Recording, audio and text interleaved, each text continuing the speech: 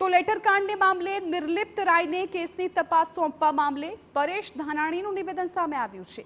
નિર્લિપ્ત રાય પ્રાથમિક અધિકારી છે, પ્રામાણિક અધિકારી છે તેવું કહેવામાં આવ્યું છે।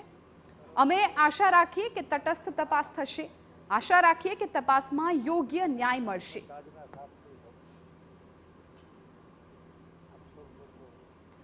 અમરેલી લેટરકાંડ અને પાટીદાર યુવતીને વરઘોડો કાઢવાની ઘટનાનો કોંગ્રેસે સુરતમાં પણ વિરોધ કર્યો હતો। સુરતના વરાછામાં કોંગ્રેસે ધરણા યોજ્યા હતા।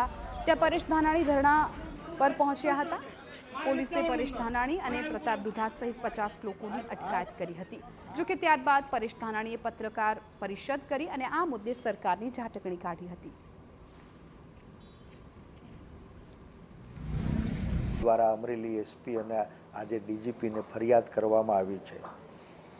જાહેર જીવનના કાર્યકર્તાઓ તરીકે જાહેર મંચ ઉપરથી ગુજરાતે જે સવાલ ઉઠાવ્યા છે એનો સમાવેશી તપાસમાં સમાવેશ કરશે।